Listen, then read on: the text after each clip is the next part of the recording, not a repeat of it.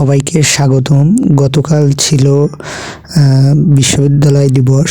জাহাঙ্গীরনগর বিশ্ববিদ্যালয় দিবস ছিল 12ই জানুয়ারি 2025 এবং এই উপলক্ষে একটা অনুষ্ঠানের আয়োজন করা হয়েছে এবং সেখানে আমি যাচ্ছি।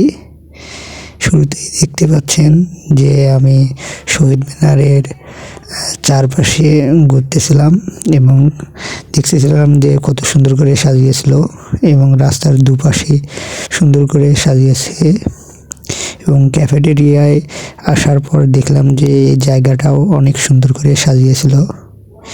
এরপরে এসে আমি বসলাম। কিছুক্ষণের মধ্যে অনুষ্ঠানটা শুরু হয় এবং এখানে একে একে অনেকেই এখানে অনুষ্ঠানটা দেখতে আসে। আজকে তেমন কোনো ভিড় ছিল না, তবে এখানে বাহির থেকে অনেক লোক আসে দেখতে এবং এখানে অনেক সুন্দর সুন্দর কিছু